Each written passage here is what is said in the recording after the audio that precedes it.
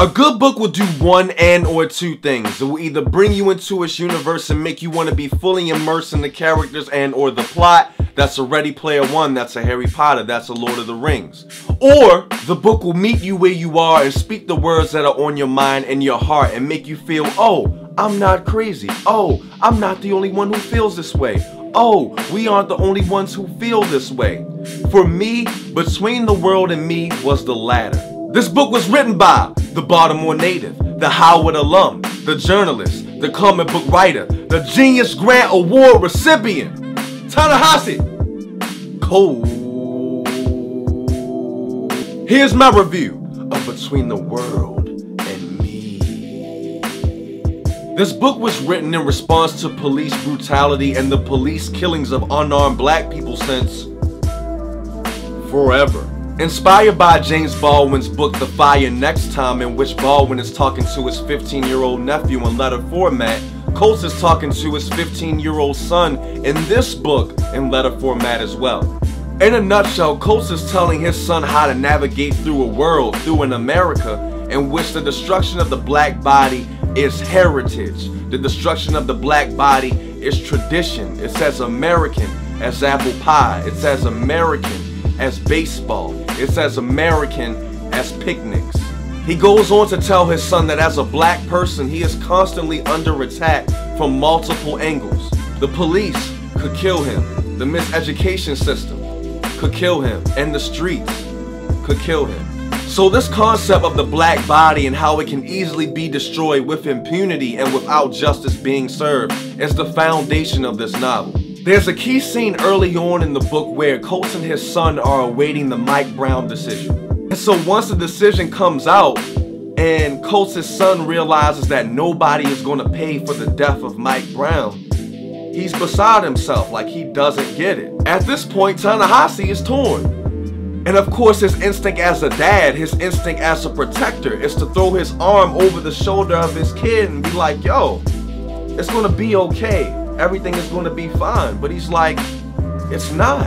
And I won't comfort you in this moment because you have to learn. This is what the world is like for me. This is what the world is like for you. And you have to learn how to live with it. And Coates hits another pressure point in this book when he talks about his concept of the black body having to contort in order to live. First of all, Coates says that the black body has to be able to fight at a moment's notice. It has to be able to contort at a drop of a hat to protect itself. Secondly, he said that the black body has to contort to come off and to seem equal to that of its white counterpart, to be non-threatening to that of its white counterpart. And finally, it has to come off as non-threatening so that it doesn't give the police a reason to kill. And after reading this section of the book, it reminded me of W.E.B. Du Bois' concept of double consciousness, saying that every black person is divided into two identities, the American identity and the black identity. The American side, no matter what, will make everybody in public and in the workplace feel comfortable at all costs. And the black side, where you could be yourself around your friends and your family and wherever the black card is accepted. And Coates feels that this two-ness, that this contortion is the loss of childhood, it's the loss of innocence, and the robbery of time. So when thinking about systematic oppression, right, it's so ingrained in America that anybody at any time, regardless of race or ethnicity, can become the oppressor. It's like the Matrix. Like, remember when Agent Smith was chasing Neo through the Matrix and he could touch anybody and they would become an agent? That's systematic oppression. And this system is so effective, it's so fine-tuned that it doesn't need the man to run it. It doesn't need a Bull Connor or a Grand Dragon of the KKK or a J. Edgar Hoover. Everyday people help this system run. And now we have systematic oppression as it relates to Howard University student Prince Jones, who was enrolled at HU at the same time that Coates was. Jones had a bright future as he was in the process of finishing his autobiography and graduating.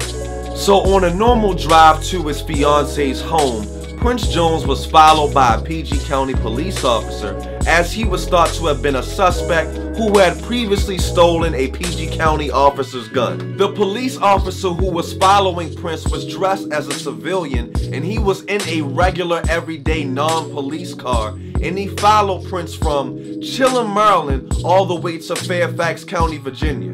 So for those of you who aren't from the DMV area, for those of you who haven't had the privilege to drive on the godforsaken highway that is 495, okay? If 495 traffic is being regular, the drive from Chillin, Maryland to Fairfax County, Virginia may be 30 minutes. So think about how on edge you would be if you were followed for 30 minutes all the way to your fiance's home. Prince then asked the officer, "Sir, can you please show me some ID? Can you show me a badge?" Well, the officer didn't show a badge, and he didn't show ID, and he shot Jones 6 times, 1 time in the arm, 5 times in the back, and killed him in front of his fiance's house. And so we've all heard this story before. The officer felt like his life was in danger. He was terrified. He was too razzle-dazzle. He said that Jones tried to run over him in his Jeep that he was driving. Well, witnesses say that the Jeep was in park the entire time. So again, we've all seen this story before. The jury awards Prince Jones's family $3.7 million in a civil case. But they also conclude that Prince Jones had a hand in his own death. I'm flabbergasted. Coates then says in an interview that he discovered that the police officer was a known liar. And what a surprise, the officer who killed Prince Jones was black. Systematic oppression at its finest. Anybody can be an agent. This book is a powerful combo of memoir, reporting, and poetry.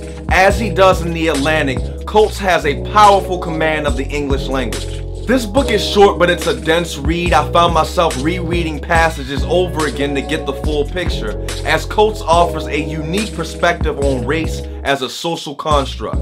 Coates doesn't use the destruction or the exploitation of the black body as a crutch or as an excuse, but as a reality. This book is an up-and-close look at America's oldest boogeyman, racism and its psychological, physical, and emotional effects on the oppressed. If you're going to read this book, don't go into it looking for an 8-point plan for revolution, because that's not what this book is, and if you're looking for that, you'll be sadly disappointed. For me, this book is an elder pulling you to the side and saying, this is the way that the world is. And because you're black, you'll have to carry burdens that other people don't. You'll have to make calculations that other people don't. But in spite of all that, the mission that you're charged with is to discover your gifts and hone them. Discover your blackness and embrace it. And don't go into this book expecting all of your questions to be answered. He's giving you a foundation. He's giving readers a foundation. He's giving his son a foundation. And you have to figure everything else out for yourself. I'm giving Between the World and Me a 9 out of 10. So what did you think about Between the World and Me? Did you like? Did you love? Did you hate? Are you gonna read it? Are you not gonna read it? Let's get the conversation popping below. Find Mason Diction Entertainment. Find Good News Baltimore on social media. I'll have all the information in the information bracket below the video. Watch, like, and share. Tell your friends, tell your family, tell your followers. We got more movie reviews coming your way. We got more book reviews coming your way. And we got more random stuff coming your way. I'm in the bathroom.